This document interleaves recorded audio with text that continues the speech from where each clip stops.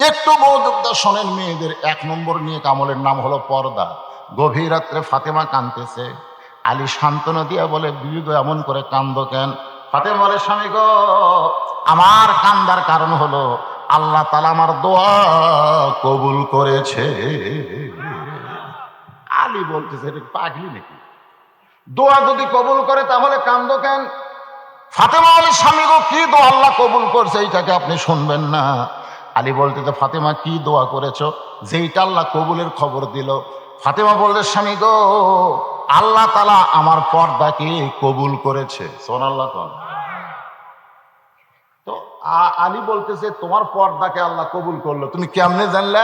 বলে, আল্লাহ তাআলা আমাকে পর্দার ভিতরে মৃত্যু দিবে। সুবহানাল্লাহ বলেন। মৃত্যুর পরে পর্দা না, পর্দার ভিতরেই আল্লাহ আমাকে মৃত্যু দিবে। আজকে বাংলাদেশে মৃত্যুর পরে পর্দা হচ্ছে, কিন্তু পর্দার ভিতরে মৃত্যু হচ্ছে না। কথা কন না কেন?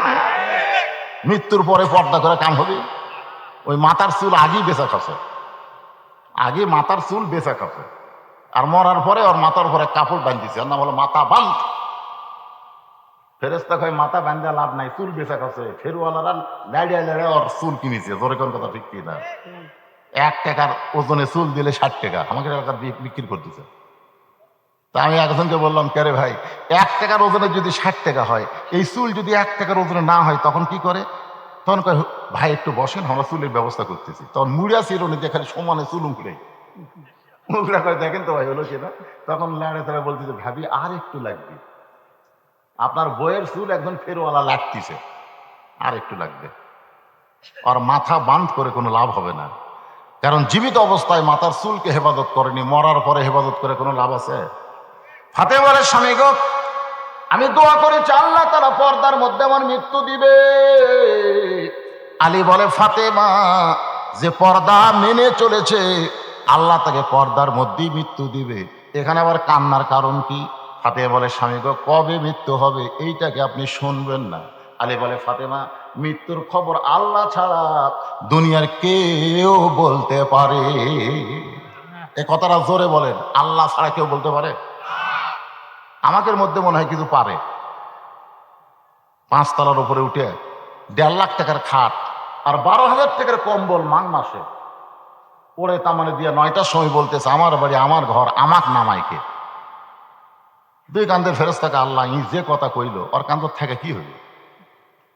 আল্লাহ কয়, একটু ধৈর্য ধর। এই বিল্ডিং থেকে নামাতে মানুষ না পারলেও কে পারবে? সামান্য একটা ভূমিকম্প, ইরাক, আপনারা সিরিয়ার ভূমিকম্প, তারপরে তুরস্কের ভূমিকম্প দেখেননি? কয় সেকেন্ড? 48 সেকেন্ড। সামান্য একটা ভূমিকম্প দিছে, ওই এত ফোর্সে নামছে, কম্বলের মধ্যে লঙ্গি খুলে আছে, ওটাও পড়ার টাইম পায় না। কান্দের ফেরেশতারা বলতেছে, আল্লাহ নামাইলে তাই করে ন্যাংটা করে নামালা। আল্লাহ কয়, যারা সহজে নামবার না চায় আল্লাহ নামাইলে তাদেরকে এইভাবেই নামায়। ধরে কোন কথা ঠিক না? ক্ষমতার মালিক কে? একটু মনোযোগ দিয়ে শুনবেন। হযরত আলী বলতে, ফাতেমা, মৃত্যুর খবর আল্লাহ ছাড়া কেউ জানে না। ফাতেমা মুস্কি মুস্কি হাসি আর বলে, স্বামী গো, আপনি আমারে হাসাইলেন। আল্লাহ যদি জানায় তাহলে মানুষ জানতে পারে, আল্লাহ যদি জানায়। আলী বলতে, ফাতেমা, আল্লাহ কি তোমার জানাইছে নাকি? ফাতেমা বলে, স্বামী গো, আল্লাহ পাক আমাকে জানাইছে আজকে গভীর রাত্রে ফাতেমার মৃত্যু হবে। যেই বলছে আজকেই গভীর রাত্রে ফাতেমার মৃত্যু হবে, গাছের গোড়া কাটলে গাছটা যেমন ঠাস করে পড়ে যায়, হযরত আলী তেমনি পড়ে গেলেন ঘরের মাজায়। মা ফাতেমা মুস্কি মুস্কি হেসে স্বামীর মাথাখানা উড়াতে নিয়ে কপালে একটা চুমু দিয়ে বললেন, স্বামী গো, এমন করে আপনি কাঁদবেন না, কারণ আসলে যাইতে হবে। সবাই বলেন, আসলে যাওয়া লাগবে না?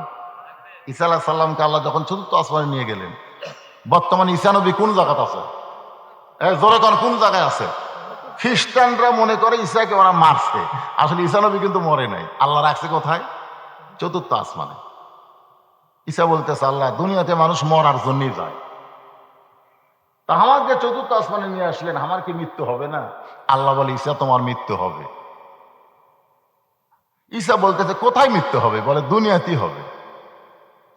এখান থেকে আমরা একটা শিক্ষা পাইলাম, দুনিয়াতে মানুষ মরার জন্যই যায়, দুনিয়াতে কেউ বাঁচার জন্য আমরা নাই। যত মানুষ আজকে আমরা আলোচনা শুনতেছি সবাই মরবো, ধরে কোন কথা ঠিক কিনা? ফাতেমা বলে, স্বামী গো এমন করে আপনি কাঁদবেন না, আসলে যাইতে হবে। ওগো স্বামী, আপনি হলেন জ্ঞানের সম্রাট, আপনি হলেন আসাদুল্লাহিল গালিব, আপনি হলেন একজন আল্লাহর সিংহ, আর আপনি হলেন জ্ঞানের সম্রাট। মরার খবর শুনে এমন করে যদি আপনি কান্দেন, তাহলে মৃত্যুর পরে আমার তিনটা চাহিদা কে পূর্ণ করবে? আলী কান্দার বলে, ফাতেমা দুনিয়ার জীবনে গরিব ছিলাম বলে তুমি কিছুই চাইলা না, মরার পরে তুমি কি চাইবা ফাতেমা? আপনা আমার জামাই ওয়াজ করে গেল, আপনারা বলেন তো হযরত আলী ধনী ছিল না গরিব ছিল? কেমন গরিব? একদিন গভীর রাত্রে হযরত আলী ঘুম থেকে চেতন পায়ে দেখে ফাতেমা নাই, ফাতেমা নাই। হাসান হোসেন ঘুম পাড়তেছে কিন্তু মাও নাই। আলীর সন্দেহ হয়ে গেল, কে রে, এই গভীর রাত্রে ফাতেমা কোথায় গেল? হযরত আলী দরজায় এসে তাকায় দেখে কালো চাদর মাথায় দিয়ে গভীর রাত্রে ফাতেমা খুব জোরে জোরে হাঁটতেছে। আলীর সন্দেহ হয়ে গেল, স্বামীর ঘুমায় রেখে আমার বউ কোথায় যায়? নিরাপদ দূরত্ব বজায় রেখে পিছনে পিছনে রওনা দিলেন। আল্লাহর নবী যেই ঘরে ঘুমাইতেছে ওই ঘরের জানলার পাশে ফাতেমা দাঁড়াইছে। হযরত আলীর সন্দেহ হয়ে গেল, হয়তো আমার বিরুদ্ধে গভীর রাত্রে কিছু বলার জন্য আইছে, যে ফাতেমা কি বলে আমি একটু শুনবো। ফাতেমা ডাক দিলেন, বাবা দিনের বেলা আসতে পারিনি বাবা, কিন্তু রাতের অন্ধকারে আপনার জানলায় মেহেরবানি করে একটু ঘরের দরজা খুলে দেন। যেই মাত্র নবী ঘরের দরজা খুলে দেয়, হযরত আলী এক দৌড়ে জানলার কাছে গিয়া কানটা লাগায়, দেখি বাপ মেয়ের মধ্যে কি গল্প হয়। আল্লাহ রাসূল বলেন, ফাতেমা তুই একা একা কেন ঘরে ঢুকলি মা? আমার আলীকেও ঘরের মধ্যে নিয়ে আয়। সাল্লাল্লাহু বলেন। আলী জানলার চুন করছে, কি রে আমি জানলার ধারে, এটা নবী কেমনে জানলো? আমাকে বাংলাদেশে একদল আলেম বলে নবী কিছুই জানে না, নবী কিছু মানে না, জানে না। আল্লাহ নবীর যত সাহাবেরা, শোনেন, নবীর যত সাহাবেরা, রাসূল প্রশ্ন করলেন এটা কি তোমরা জানো? তখন সাহাবেরা কি বলছেন আপনারা বলেন তো, এই হাদিসগুলো পড়ে দেখবেন, সাহাবেরা প্রত্যেকটা কথাই বলেছে আল্লাহ এবং রাসূল ভালো জানে। কোনোদিন কোনো সাহাবেরা বলেনি আল্লাহ ভালো জানে, এ কথা কোনো বেয়াদব বলেনি। সাহাবেরা বলেছে, শ্রেষ্ঠ ছাত্র যারা তারাই বলেছে আল্লাহ এবং রাসূল ভালো জানে। আপনারা এমন কোন হাদিস দেখাতে পারবেন সাহাবেরা বলেছে হুজুর আল্লাহ ভালো জানে? এ কথা কেউ বলেনি। আল্লাহ রাসূল বলেছেন, আমি যা জানি তোমরা তা জানো না, আমিও জানি না যতক্ষণ আল্লাহ পাক আমারে না জানায়। এখান থেকে বোঝা গেল দুনিয়ার তামাম মানুষ জানার আগে যিনি জানেন তিনি হলেন আমাদের নবী। ধরে কোন সুবহানাল্লাহ। আসল গায়েবের মালিককে আরো ধরে কোন না কেন? কিন্তু গায়েবের খবর আগে আল্লাহ কাকে দিছে? এই জন্যে তাহেরি সাহেব বলেছে, আল্লাহর ধন নবীরে দিয়া আল্লাহ আছে গায়েব হইয়া, নবীর ধন খাজা নিয়া। এই জায়গা তাহিরি ভুল করছে, তাহিরি বলা লাগতো নবীর ধন আলেম নিয়া, নবীর ধন আলেম নিয়া। কারণ আলেম সম্পর্কে রাসূল বলেছেন আল উলামা ওয়ারাসাতুল আম্বিয়া, আলেমরাই হলো নবীদের ওয়ারিস। জোরে কোন সুবহানাল্লাহ। কিন্তু এখানে তাহিরি একটা ভুল করছে, নবীর ধন খাজা নিয়া শুয়া আছে আজমিরে। তারপরে যে কথা কইছে এটা হলো শিরক। কেউ ফিরে না খালি হাতে, খাজারে তোর দরবারেতে। নাউজুবিল্লাহ। কোন জোরে কর নাউজুবিল্লাহ। প্রথম কথা ঠিক আছে, আল্লাহর ধন নবী নিয়ে। আসলে তো আল্লাহর যত এলেম সব এলেম আল্লাহ নবীরে দিছে। এই কোরআনটা হচ্ছে আমার আল্লাহর। জোরে কর কথা ঠিক কিনা? একটু মনোযোগ দিয়ে কথাগুলো শুনতে হবে।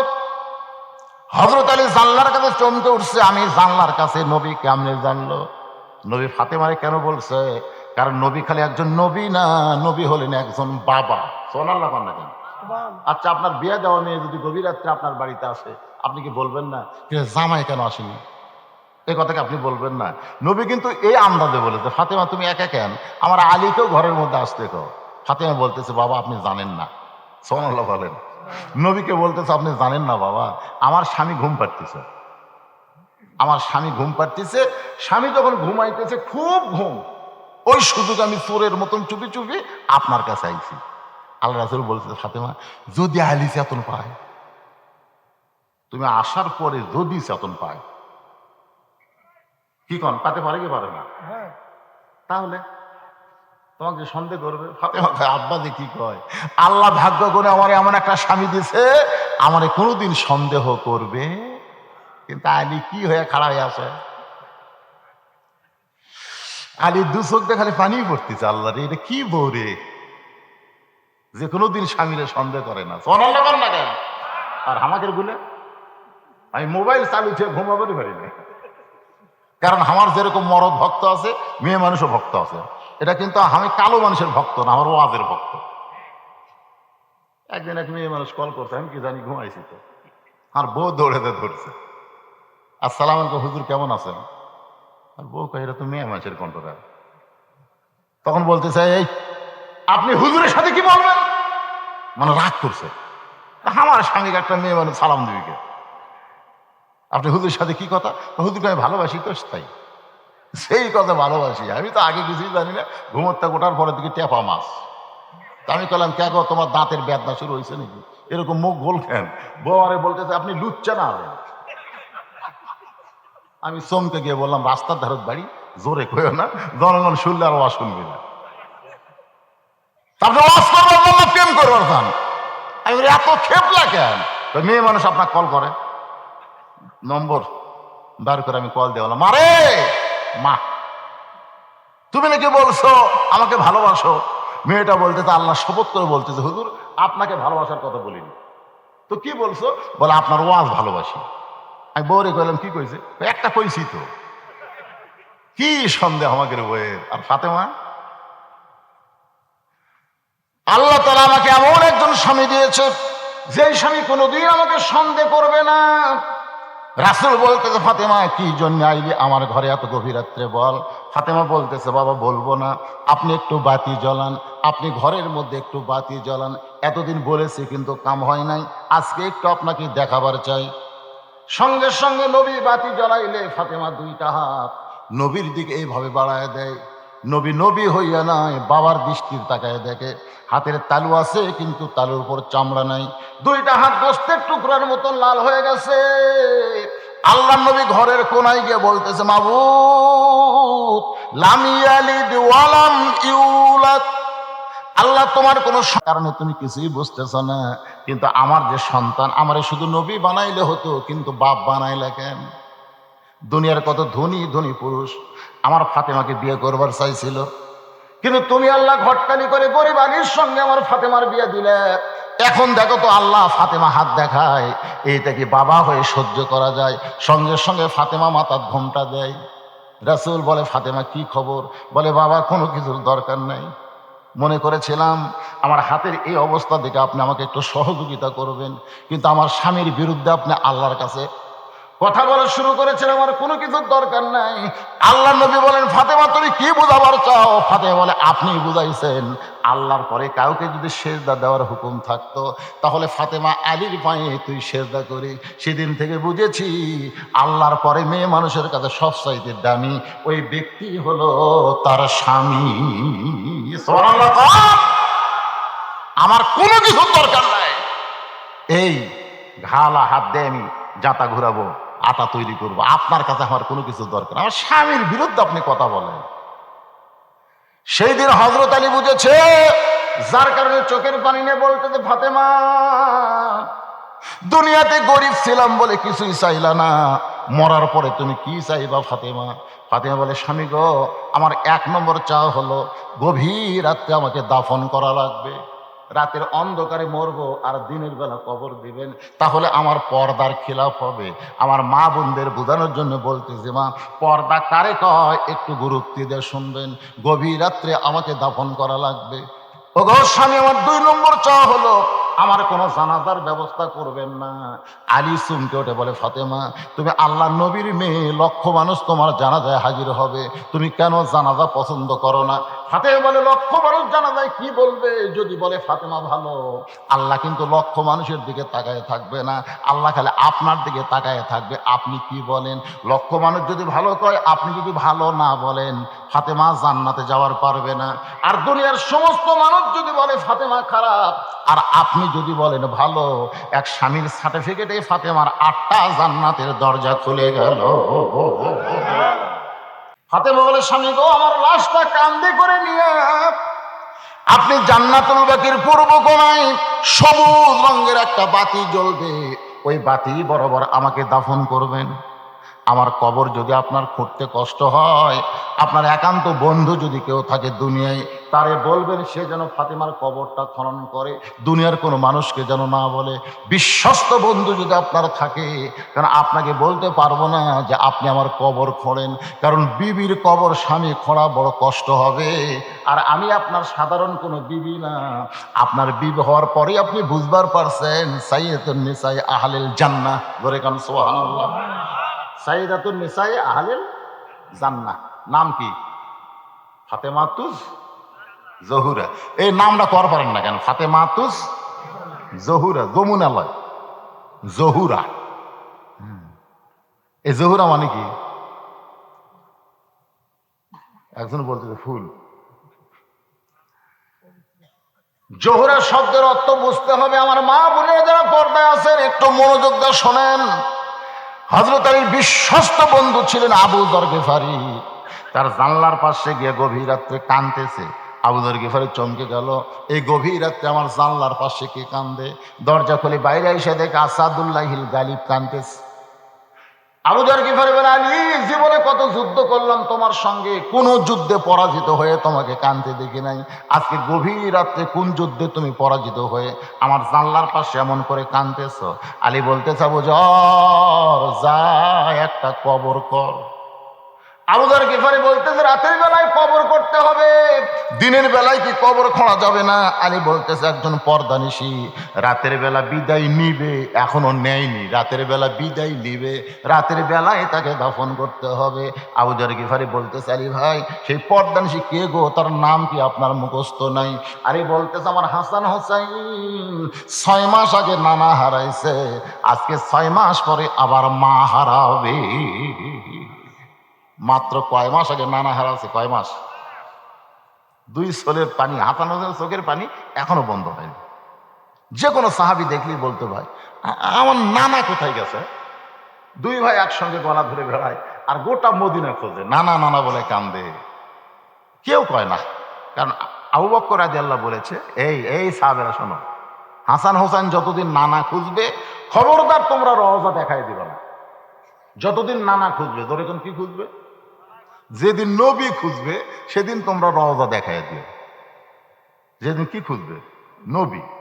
নবী কোথায়? নবী কোথায়? ও ও ওই জায়গায়। কিন্তু ওরা খুঁজতে দেখি নানা না নবী। আবু বকর বলতে, যতদিন হাসান হোসেন নানা নানা বলে কানবে খবরদার রওজা মোবারক দেখায় দিও না। কারণ আমি আবু বকর জানি, হাসান হোসেন যদি রওজার পাশে গিয়া 2 ভাই একত্র চিৎকার করে ডাক দেয় নানা, আমি আবু বকর বলতেছি নবীর ঘুম ভেঙ্গে যাবে। ইসলামের আলো জ্বালায়া দিয়া নবী ঘুমায়া আসেন সোনার। কবার চাচ্ছেন না সবাই? কি এই গান গাইলে ইমান দুর্বল হবে? তাহলে সবাই জবান খোলেন, ইসলামের পতাকা উড়ায়া দিয়া নবী শুইয়া আসেন সোনার মদিনায়। আবু যর গিফারি বলতে চালি রে, আল্লাহর কাছে ফরিয়াদ করো, মাত্র 6টা মাস আগে নানা চলে গেছে, 6 মাস পরে যদি মা মারা যায় তুমি হাসান হোসেনকে কেমনে সামাল দিবা? আলী বলতে, পরের কথা পরে চিন্তা করা যাবে, যা একটা কবর কর। আপনাদের এলাকায় গোরস্থান আছে না নাই? আল্লাহ বলে, বেলাল আমি নবী কোনদিন তো এই চিন্তা করি নাই, বলো তো তোমার কানে কে আজান দেয়? বেলাল বলে, ইয়া রাসূলুল্লাহ, গায়েব থেকে একটা আজান আমার কানে আসে, ওই আজান শোনার পরে চেতন পাইয়া মসজিদ নববীতে গিয়ে আজান দেই। রাসূল বলে, বেলাল রে, তোমারে ডাক দেয় আল্লাহ, আর তুমি আমাদেরকে নামাজের জন্য ডাকো। ধরে কোন সুবহানাল্লাহ। একটু মনোযোগ দিয়ে শুনবেন, রাত অনেক হয়ে গেছে। রাত আমি লম্বা করব না, সূরা আসর থেকে কথাগুলো বলি, আমি আপনাদের সামনে মোনাজাত করব। বাজানকে একটু খেয়াল করবেন। আবু যর গিফারি গভীর রাত্রে কবর খুঁড়তে গেল। কবর খুঁড়তে গিয়ে দেখে যেখানে কবর খুঁড়বে ওই জায়গা বরাবর একটা বাতি জ্বলতেছে। ওই বাতির কোনো তার নাই, বাতির কোনো সুইচ নাই। বিনা তারে, বিনা সুইচে আমার আল্লাহ তাআলা অটোমেটিক জ্বলায়া দিছে। এখান থেকে প্রমাণ হয়ে গেল, ভালো মানুষ মরে গেলে তার কবরে জানলা দরজা কিছুই থাকবে না, কিন্তু তার কবরে আলো থাকবে। এই আলোটা আল্লাহ জান্নাত থেকে কবর পর্যন্ত পৌঁছে দিবে। অন্ধকার কবর থাকবে না ভাই। আপনি কি মনে করতেছেন কবরে মুনকির নাকির এসে যখনই বলবে মান রব্বুকা, তোর রবকে, তখন আপনার নামাজ খারাপ হবে। আপনি খারাপ হয়ে গেলেন কি? আপনি যে নামাজ পড়েন ওই নামাজ বলবে, এই মুনকির নাকির, এই কাকে রব সম্পর্কে প্রশ্ন করিস? এই!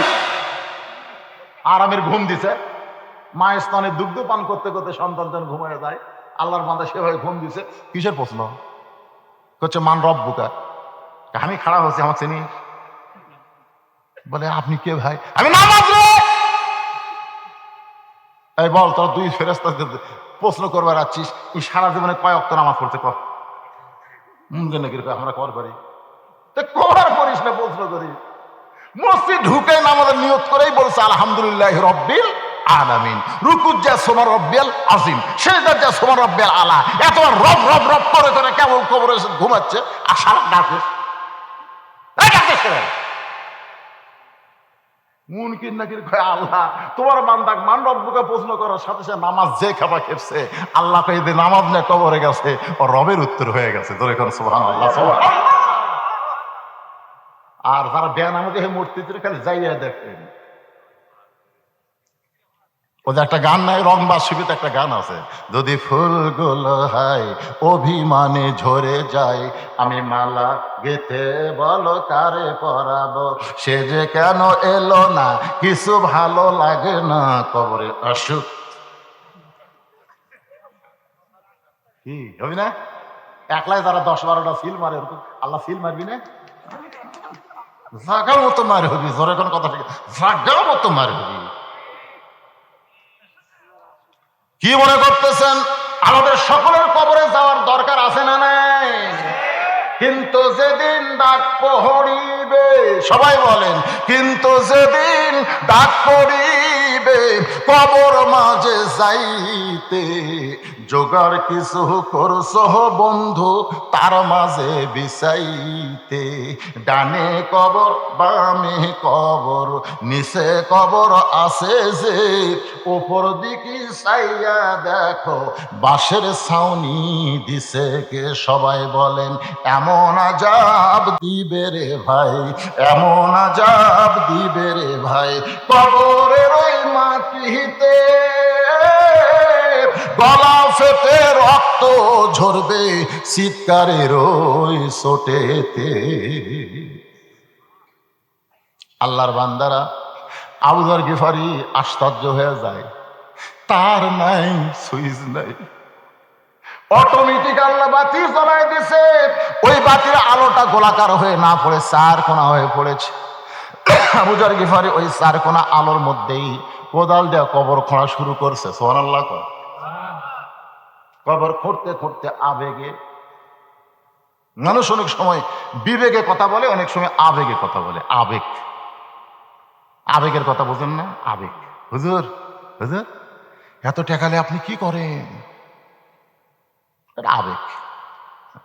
মমতাজ এত টাকালে কি করে? ওটা কেউ করে না। আপনি আবার এই গাড়ি কিনছেন? আল্লাহ রাসূল কত কষ্ট করে কলমার দাওয়াত দিছে, আর আপনার গাড়ি এসি গাড়ি হুজুর। মানে বাংলাদেশের আলেমরা একটু আরাম করুক, এই শালা জালেমেরা চাই না। ধরে কথা, পুলিশ দিয়ে ধরার বুদ্ধি করে, খালি পুলিশ একটা চোরক খুঁজতেছে না, খালি মৌলবি খুঁজতেছে, কুটি আছে। বিবেক দিয়ে চিন্তা করেন। ইন্নামা ইয়াখশাল্লাহ মিন ইবাদিহিল উলামা। আল্লাহ কোরআনে বলেছেন, বান্দা সময়ের মধ্যে আলেম বান্দারাই আমাকে বেশি ভয় করে। টাকা বেশি দেন, ওই টাকা দিয়ে সিনেমা হল বানাবে না, ওই টাকা দিয়ে অট্টালিকা বানাবে না, ওই টাকা দিয়ে মসজিদ মাদ্রাসা নির্মাণ করবে। বগুড়া জেলার মধ্যে একটাই মাদ্রাসা, যে মাদ্রাসায় একটা পয়সা দান সাদকা দেওয়া হয় না। 200 শতক জায়গার উপরে মসজিদ মাদ্রাসা এতিমখানা নির্মাণ করা হয়েছে। এই সম্পূর্ণ টাকা হচ্ছে আপনাকে ওয়াজের টাকা। একটা আমার বাপের টাকা নয়। আমার বাপ ছিল সবচেয়ে গরিব মানুষ, আমি আরো মাদ্রাসা পড়ুয়া গরিব সন্তান। আপনার ওয়াজের বিনিময়ে যে টাকা দেন, তার মধ্যে 17 বছর আমার ঠকাছেন। 17 বছর এতই ঠকা যায় ভাই। ওপরে 500 টাকা লোট, ভিতরে খেলে 10 টাকা এরকম মোটা করে দিয়ে, হুজুর দেখবেন না হুজুর?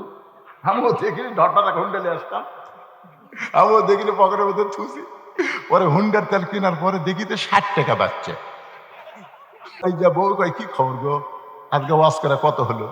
তখন আমি কই, আব্বাক দান কইও না, টাকা লুকাতো। হ্যাঁ, যা ঠকাছেন ভাই। 17 বছর আমার ঠকাছেন। 17 বছর 300, 250, 300, 250। কিন্তু বগুড়া থেকে সিঙ্গিরা মারছে 300 টাকা। এটা বিবেচনা হওয়া দরকার। আমার সালার কাউকে ঠকায়নি। এই ঠকানা পাঠিয়ে বদল করছি, দেখেনি যে খালি ধরে দিস। হ্যাঁ, আমি 2007 সালে আমার সাহাবী যখন অ্যাক্সিডেন্ট করে মরে এই রোডেতে, একটা গাড়ি চেকে গেল ওই মলো, কিন্তু আমি বেঁচে থাকলাম। আমাকে কিন্তু আল্লাহ খেলে বাঁচাচ্ছে। 1 ডিসেম্বর আর একটা অ্যাক্সিডেন্ট হলো, গোটাল গাড়ি ভাঙ্গে ঘুরে, কিন্তু আমি ঠিক আছি।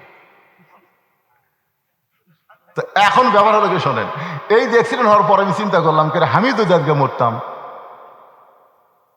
তা আমার নাম শেষ না। ওয়াজের জন্য না, আমি মরে গেলে কিয়ামত পর্যন্ত যেন জীবিত থাকি, এই জন্য আমাকে একটা কিছু করা লাগবে। তখন আমি 12 শতক জায়গার ওপর পজিশন নিলাম।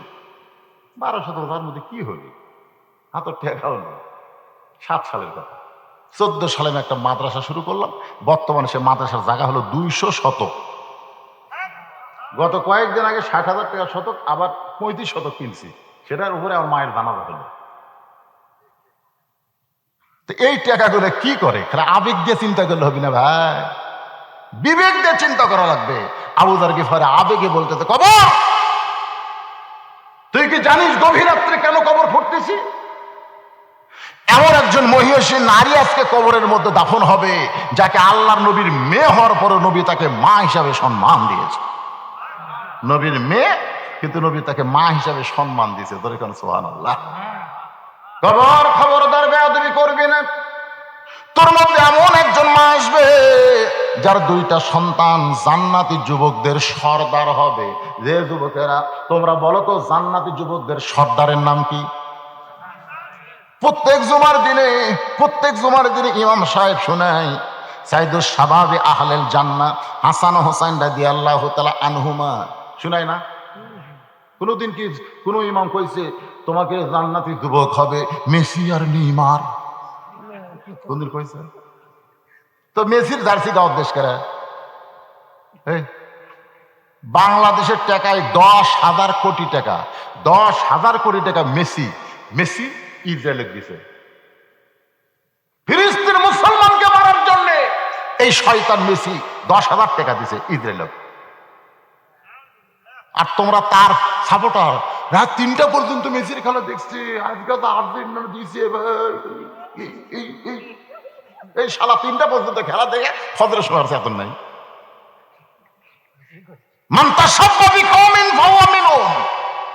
যে যাকে মহব্বত করবে, ভালোবাসবে, তার সাথে তার হাসর নাসর হবে। মেসি নেইমার হলো খ্রিস্টান। আল্লাহ কোরআনে ডাইরেক্ট বলেছেন, অমাইয়াবতাগি গয়রাল ইসলামা দীনান ফালাই ইউকবালা মিনহু, একমাত্র ইসলাম ছাড়া অন্য কোনো ধর্ম আল্লাহর কাছে কবুল হবে না। জোরে কথা ঠিক? তাহলে তুমি কেমন মুসলমান? তুই মেসির জার্সি গাওয়াত দাও।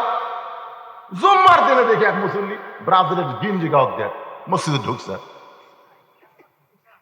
চাপাত খালি জুতে দিয়ে বাড়ি। জোরে কথা ঠিক কিনা? জান্নাতে যদি যাবার চাও, ওই মেসি নেইমারকে বাদ দিয়া হাসান হোসেনকে গ্রহণ করো। সাইদুস শাবাবে আহলেল জান্নাত হাসান ও হোসেন রাদিয়াল্লাহু তাআলা আনহুমা, তার মা আজকে কবরস্থ হবে, খবরদার বেয়াদবি করিস না। আবার কোদাল দিয়ে কবর খুঁড়তে খুঁড়তে এক সময় আবেগে বলতে, কবর রে তুই কি জানিস রে কবর, আজকে তোর মধ্যে এমন একজন মহামানবের বিবিকে দাফন করা হবে যাকে আল্লাহ তাআলা আসাদুল্লাহিল গালিব আর নবী আনা মাদিনাতুল ইলমি ওয়া আলিউ বাবুহা ডিগ্রি দিয়েছে। খবরদার কবর কোনো বেয়াদবি করিস না। এই কথা বলার সঙ্গে সঙ্গে কবরের ভিতর থেকে একটা গায়েবী আওয়াজ আসতেছে, আবু জার। এটা কিন্তু ফাতেমার জন্য নয়, এই যে আওয়াজটা এটা হলো হামাকের জন্য। যেরকম কার জন্য? আবু জার, কবরকে সাবধান না করে বরং যারা কবরে আসবে তাদেরকে সাবধান করো। কবরকে সাবধান না করে যারা কবরে আসবে তাদেরকে সাবধান করো। কবরের পাথর নিয়ে যদি কবরে আসতে পারে তাহলে কবর তার জন্য জান্নাতের টুকরা হয়ে যাবে। সুবহানাল্লাহ। এই কবর দেখবে না, এটা জাতির পিতার মেয়ে, কবর দেখবি? এ কথা কর না কেন? এটা জাতির পিতার মেয়ে, এটা কবর দেখবি? কবর দেখবে না, এটা নবীর মেয়ে, হাসান হোসেন আলীর বউ, এইটা কবর দেখবে না। কবর দেখবে আমল যদি ভালো হয় কবর জান্নাতের টুকরা হবে, আর আমল যদি খারাপ হয় কবর জাহান্নামের গর্ত হবে। এই জন্য রাসূল মাঝে মধ্যে ফাতেমাকে এরকম কপালে হাত দিয়ে বলতেন, মা তুই কখনো মনে করবি না তোর বাবা বিশ্ব নবী বলে তুই জান্নাতি, এটা কখনোই মনে করবি না। জান্নাতে যাওয়ার চাইলে জান্নাতের আমল করে তোকে জান্নাতে যেতে হবে। আজকে যারা এখানে আমরা বসে আছি, আপনারা বলেন তো কবরের পাথর জোগাড় কি মরার পরে না মরার আগে? এই জোরে কোন, মরার আগে না মরার পরে? বহু বছর আগে হাটলালে একটা ওয়াজ করছিল। এটা কিন্তু ওয়াজ না, এটা হলো একটা যুক্তি। একটা মানুষ বসে বসে মসজিদে নামাজ পড়ে, ভাইজান একটু শুনেন, বসে বসে নামাজ পড়ে, কিন্তু জুমার দিনে আসা দেখি ইমাম সাহেব সেই মুরব্বী আর নাই। তো ইমাম সাহেব বলতে থেকে পারে সামনে কাতারে বসে বসে নামাজ পড়তো, এই মুরব্বীর খবর কি, অসুস্থ নাকি? এক মুসল্লি বলতে হুজুর অসুস্থ না, জমির আল কাটতেছে। ইমামকে কি বসে বসে নামাজ পড়ে আল কাটে কেমনি? বিশ্বাস না হলে খবর নেন। নামাজ শেষ করে ইমাম সাহেব মুরব্বীর বাড়ি দিয়েছে, চাচা বাড়িতে আছেন? চাচি বলতেছে, না বারে তোমার চাচা এখনো জমিতে আছে। এখন যায় দেখে চাচা কোদাল দিয়ে আল কাটতেছে। ইমাম সুম করে, চাচা মসজিদে গেলে আপনি বসে নামাজ পড়েন আর খাড়া হয়ে জমির আল কাটেন। চাচা বলতেছে, নামাজে বল পাই না বাবা, কিন্তু কাজ কামে বল পাই রে।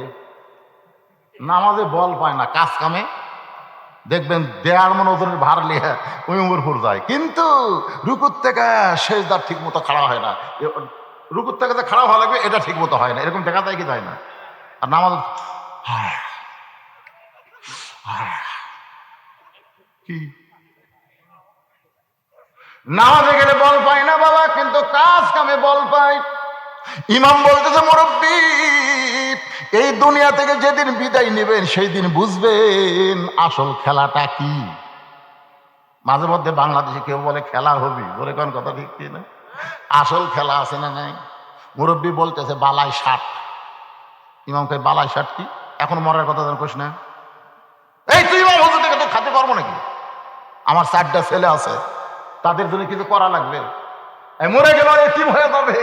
ইমাম বলতেছে, মুরব্বী যাদের জন্য পাগলা হয়ে জুমার নামাজ বাদ দিলেন, আপনি মরে গেলে ওরা কি করবে আপনি জানেন? তো মুরব্বী কয়, কি করবে বাবা?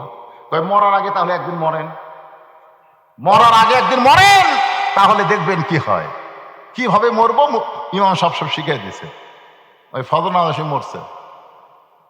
কয় ছেলে? 4 ছেলে। বড় ছেলে ডাকতেছে, আব্বা ওঠেন, আজান হলে উঠবেন না। বাপ কোনো কথা কয় না। দরজা থাবাই, বাপ কোনো কথা কয় না। দরজা ধাক্কা দিয়ে খুলে দেখে ওরা তার মানে চাদর দিয়ে বাবা ঘুম পাড়তেছে। বাবার পা ধরে নড়াইছে, বাবা কথা কয় না। ছেলের বিশ্বাস হয়ে গেছে যে বাবা কোনোদিন ডাক দেওয়া লাগে না। আজকে এত কিছু করলাম, উঠতেছে মরছে রে। আরো 3 ভাই, আব্বা মরছে রে। ওরা 3 জন ঘরের মধ্যে ঢুকে বলতেছে, রে মরলো, কিন্তু বড় ভাই কয়, কিন্তু কি? আপনি জানেন না 40 বিঘা জমি কিনলে আমরা 10 বিঘা করে পারতাম, কিন্তু 1 বিঘা জমি কম আছে। কে বুড়া মরবো মর, আর 1 বিঘা জমি কিনাই মর। আপনার কোন বুড়া কি মরছে? ওই কিন্তু চাদরের তলতে সব শুনতেছে। এক ছেলে বলতেছে, খালি জমির দিকটা গন্ডগোল লাগাইনি, এই বুড়া ঘরের দিক দিয়ে গন্ডগোল লাগাইছে, ঘর বানাতো 8টা, 2টা করে পাইতাম, কিন্তু 7টা ঘর বানাইছে। কে বুড়া মরবু মর, ঘর একটা তৈরি করে দিয়েই মর। বড় ছেলে বলতেছে আর কান্দে লাভ নেই, জমিও পাওয়া যাবে না, ঘরও পাওয়া যাবে না, যে ঘরে মরছে এই ঘর তোমরা কার ভাগত দিবা? তখন 3 ভাই বলতেছে তা আপনি যখন বড় তাহলে আপনি এই ঘর নেবেন। বড় ভাই বলতেছে এই ঘর যদি আমার ভাগে দেশ তাহলে মরা লাশ আমি বেশিক্ষণ ঘর থাকতে দেব না, কারণ মরা লাশ বেশিক্ষণ থাকলে ঘর দূষণ হবে। আমার মা যে ঘরে মরছে ওই ঘর এখন পর্যন্ত আর বউ ঢোকেনি, এখন পর্যন্ত ঢোকেনি। আমি ঢুকে আর কোরআন শরীফ পড়ি, এই ঘরে ঢুকলে কিছু মানুষের মধ্যে এরকম একটা আছে না নাই, যে ঘরে মরছে এই ঘর যদি আমার ভাগে দাও তাহলে আমি লাশ বেশিক্ষণ থাকতে দিব না। ঠিক আছে লাশ বের করা হোক, এতক্ষণ তো দেখেনি, চাদর টানতে দেখে বুড়া মরছে মরছে, কিন্তু মরার সাইজ ভিন্ন, এইভাবে মরেছে।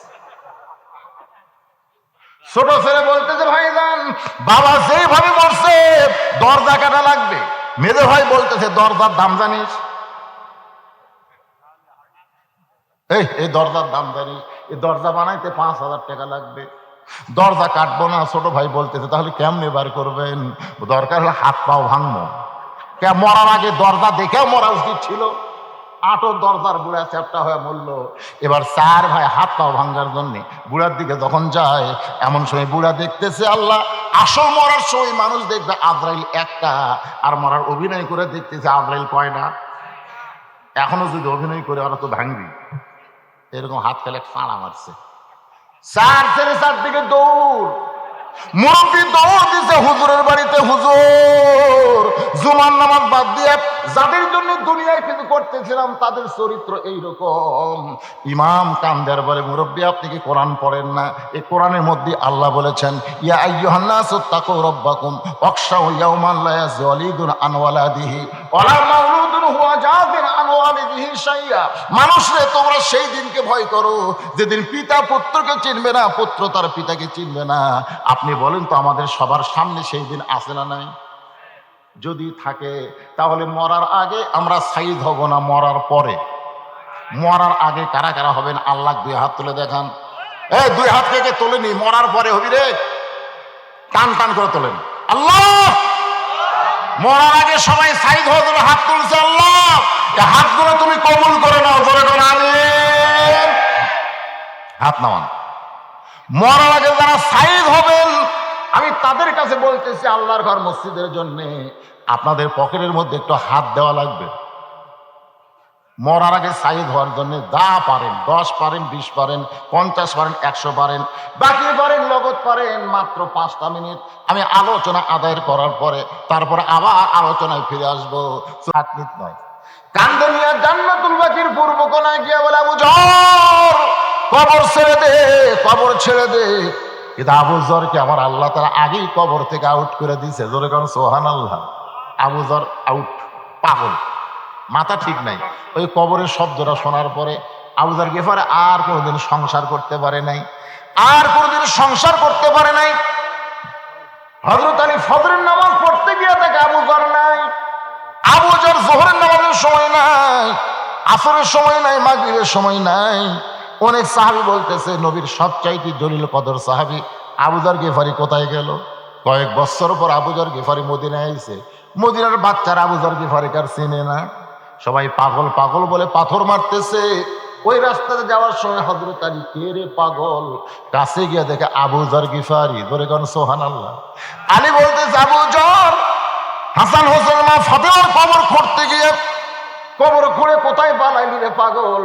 এত বছর পরে তোরে দেখতেছি এরকম চেহারা কেন? আবু যর গিফারি কোনো কথাই বলে না।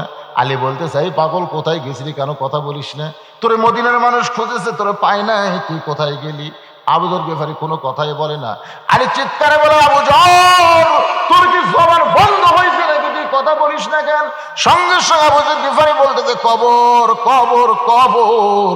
3 বার কবর কবর বলার পরে হাত ফেল করে আবু যর গিফারি দুনিয়া থেকে বিদায় নেয়।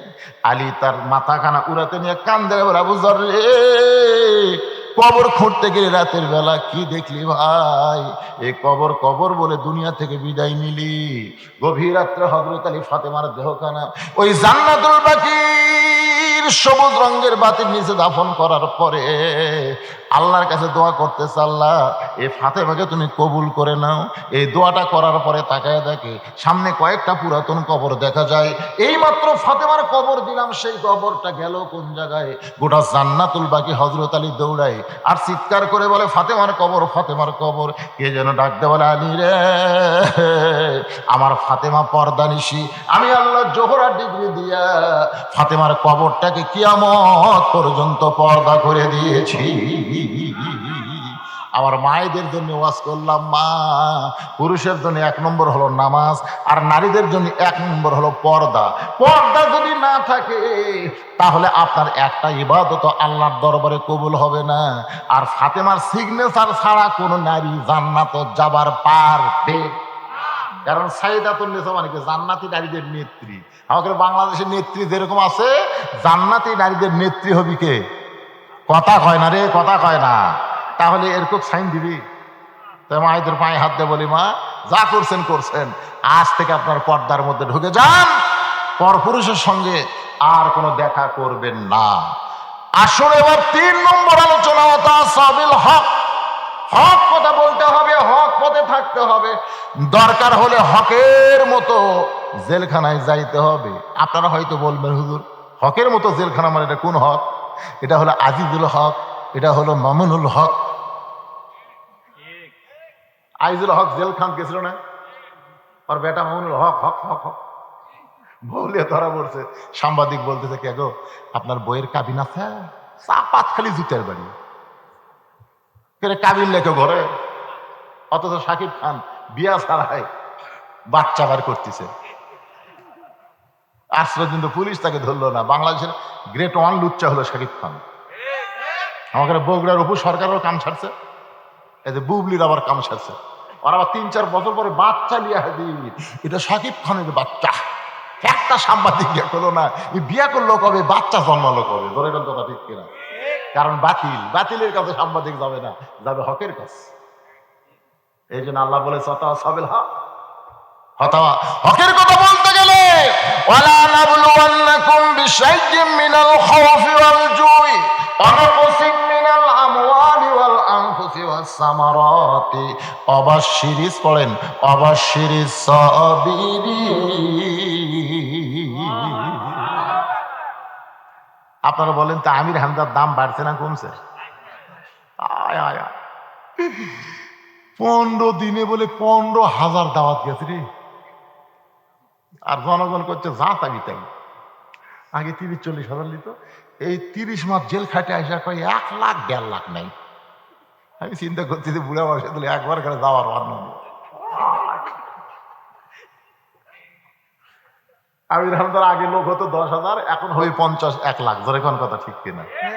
খালি আমাকে কোরআনের পাখি ছাড়িয়া দিলে, হাসপাতালের যা কাম সারলো ছাড়িয়া দিলে ভাই। মামুনুল হক আগে ওয়াজ করতো, আলোচনা করতো, ভাষণ দিত, তখন হতো 50-1 লাখ। এখন খালি বাইরে হয়ে দেখেন 10 লাখের লোকের লাগা হবে। কথা কন না কেন? আল্লাহ কয় ধৈর্য ধর। ইউসুফ নবী ধৈর্য ধরছিল, মিশরে প্রেসিডেন্ট বানিয়ে দিছে। ধরে কোন কথা ঠিক কিনা? আর যদি আল্লাহ রাস্তায় চলে যাও, তোমার ক্ষতি নাই, তোমাকে শাহাদাতের মর্যাদা দিয়া তোমাকে জান্নাতের উচ্চ মাকাম দেওয়া হবে। সুবহানাল্লাহ। বুখারী শরীফের হাদিস, মান সাআলাল্লাহু তাআলা আশ-শাহাদাতা বিসিদকিন বাল্লাগাহুল্লাহু মানাজিলাশ শুহাদাই ওয়া মাতা আলা ফিরাশিহি। এই কোরআনের বিজয় চাইয়া যারা ইসলামে আন্দোলন করে, বাংলাদেশে আল্লাহর কোরআন চালু হোক, এই দল যারা করে শাহাদাতের তামান্না নিয়ে, ওই যদি নিজের বিছনায়ও মৃত্যুবরণ করে, ওই মাতা আলা ফিরাশি মানে কি, নিজের বিছনার মধ্যে মরে যায়, বাল্লাগাহুল্লাহু মানাজিলাশ শুহাদা, আল্লাহ তাআলা হাসরের ময়দানে তাকে শহীদদের কাতারে দাঁড় করাইয়া দিবে। অতএব সবিস সবর, ধৈর্য ধারণের কথা বলতে হবে।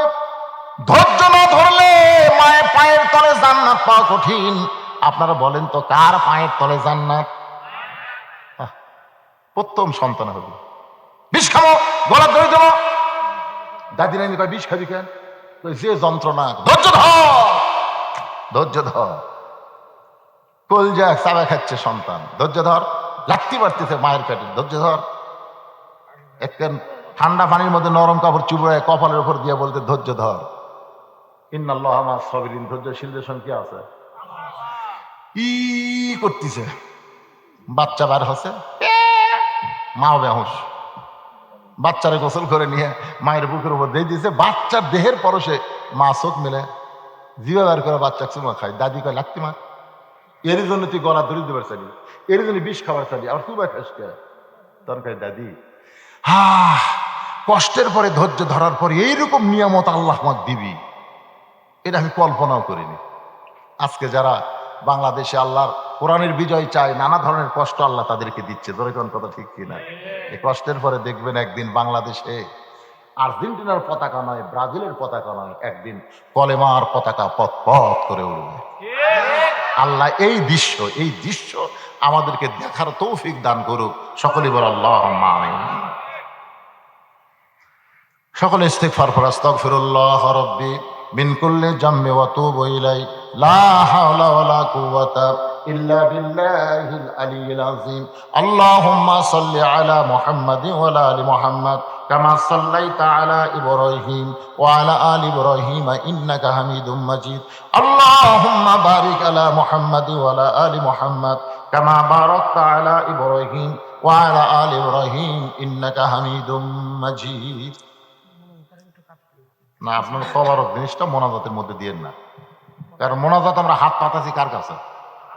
এই সময় যদি তবারকের দিকে কারো খেয়াল যায় হবে গন্ডগোল হয়, একমাত্র কুত্তা ছাড়া। যেরকম কি কুত্তা ছাড়া খাওয়ালে কেউ গন্ডগোল করে না। কুত্তাটা দেখবেন, এক কুত্তা একটা গোটাল মরা গরুলে বসে আসতে পারে, আর এক কুত্তা একটা হাড্ডি চাটতেছে, তুই কি গোটাল গরু খাবার বল? তারপরেও কিন্তু ওই দুর্বল কুত্তা কাউ করে ধরবি, এই হাড্ডি চাটতে চাট করে দিবি, খাওয়া নিয়ে গন্ডগোল। মানব সন্তান করে না, যারাই করে এরা কুত্তে মানব রূপী। দেখে তো কারা কারা করে আসবে। কিসের কি কন আপনি? বিবেক নেই মানুষের, বিবেক নেই। এক সামান্য তাবারকের জন্য, তাবারক মানে কি? তুমি ওয়াজ সুন্দর মেলার মধ্যে ঘুরবা, এখন এসে তাবারক নিয়ে যাবা, খাইয়া দেখো তোমার কত টাকা ডাক্তার দেওয়া নেই, খাইয়া দেখো। তাবারাকাল্লাযী বিয়াদিহিল মুলক। আজকে আপনাকে এর নাম কি? এর কি তাবারক না? পবিত্র খাদ্য ভাই, পবিত্র খাদ্য সবাইকে দেওয়া হবে। কি ভয়? তাই মোনাজাতের পরে দিলে গন্ডগোল যদি হয়, কি গন্ডগোল করবেন? তবারক পাইয়া কারা আল্লাহ ভুলে যাবেন? হাত তুলে তো দেখি। কি কয় ভুল করেন না? এখনই জানি কোন পক্ষের রায়। আচ্ছা ঠিক আছে, আপনার যা করবেন আমার অসুবিধা কি? লাইন হয়ে বসেন, ভিতর দিয়ে যান। তাবারক দিবার পরে মোনাজাত চলবি, তবারক চলবি। যারা তবারক দিবেন তারা আমিন আমিন করবেন, হইচই করবেন না। ওই তবারক পার্টি তো হয়ে হো করবি, মোনাজাতের গুরুত্বটাই নষ্ট করে দেবে। এই জন্য আপনারা একটু কাতার হয়ে বসেন। হ্যাঁ, কাতার হয়ে বসেন, ভিতর দেওয়ার জন্য। এ তাবারক তো আপনি পলিথিন করছেন, তাহলে সমস্যা নেই, তাহলে কোনো সমস্যা নেই। আপনারা ইয়া করেন, এই ভিতর দিয়ে যেন তাবারক পার্টি যাইতে পারে, এই রাস্তাটা দিয়ে দেন আপনারা। হ্যাঁ, সবাই একটু ইস্তেগফার করেন আর জিকির করেন। লাইন হন, লাইন হন, লাইন হন। লা ইলাহা ইল্লাল্লাহ। জোরে জোরে লা ইলাহা ইল্লাল্লাহ, লা ইলাহা। ভাই, যারা তাবারক দিবেন তারা কি তাবারক আনছেন? এই লাইনে লাইন আসেন, এক ধারে এক কোণা থাকলে হবে, এদিকে আসেন। হ্যাঁ, তাবারক নেই, প্রথম দিকে আসেন, শেষের দিকে যান। শেষের লোক কখন আসছে আপনারা জানেন? ওরা না পেলেও সমস্যা নাই, কিন্তু যারা সামনে থেকে আসুন, যদি এরকম দেন তো এরকম সাইজ মতো দিয়ে দেন। জুমার দিনে সবার শেষে আসে, আগে যায় ওই কি, এই জন্যে পিছনে পরে হবে, আগে সামনে আসেন। সব বস্তালে সামনে থেকে দেওয়া শুরু করেন।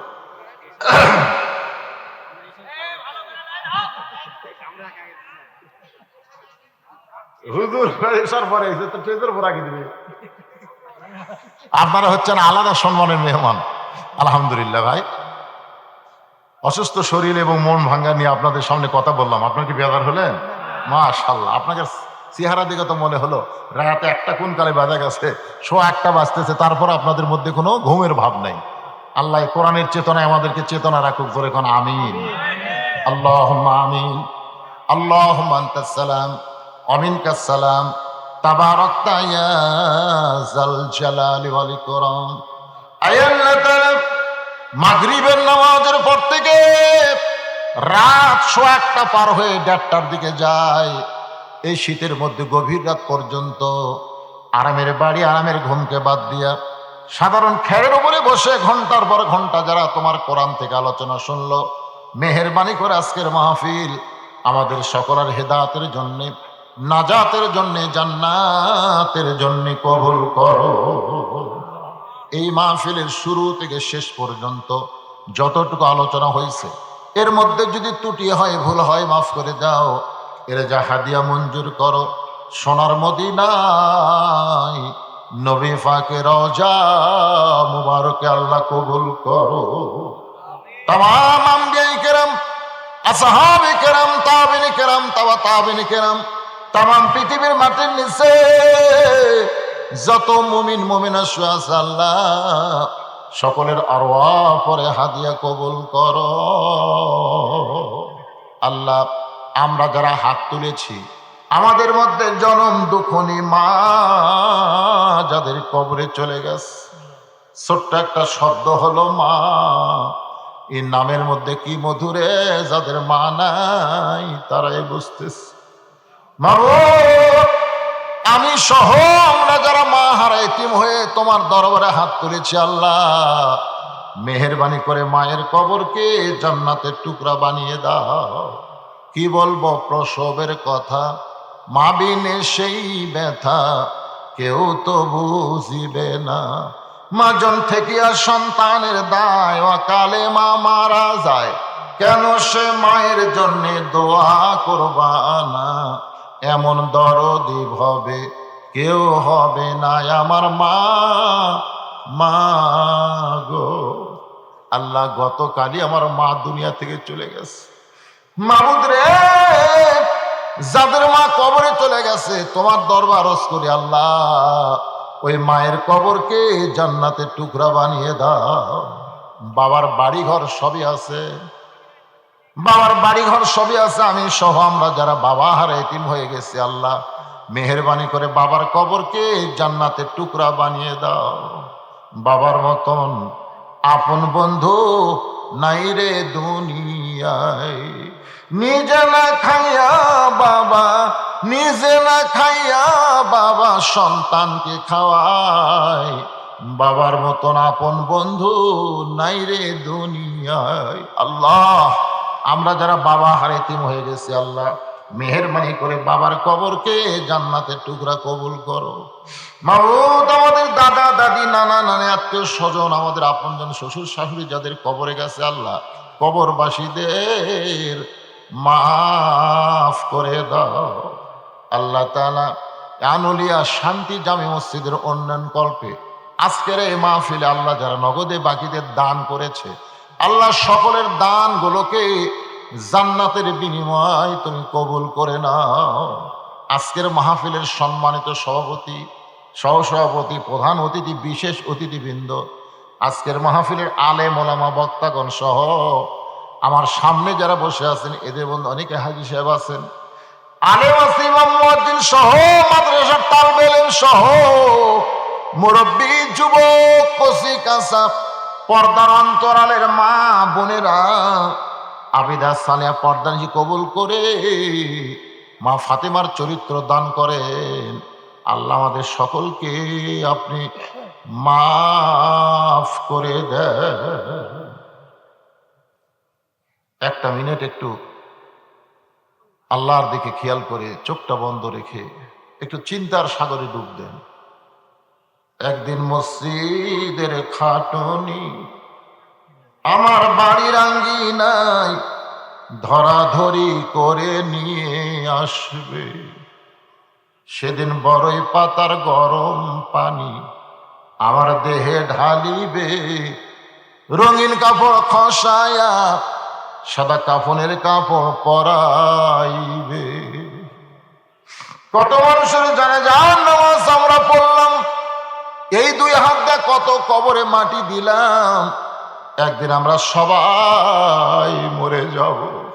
যেদিন আমাদের মৃত্যু হবে আল্লাহর কাছে বলেন দিনটা যেন জুমার দিন হয়, অথবা দিনটা যেন সোমবার হয়, অথবা মাসটা যেন রমজান মাস হয়, অথবা বাতিলের বিরুদ্ধে লড়াই করতে গিয়ে শাহাদাতের পেয়ালা পান করে এই দুনিয়া থেকে বিদায় নেওয়ার তৌফিক দাও আল্লাহ। আমি সহ আমরা যারা অসুস্থ হাত তুলেছি আল্লাহ, আল্লাহ অসুস্থ যারা আছে সুস্থতার নিয়ামত দান করে দাও।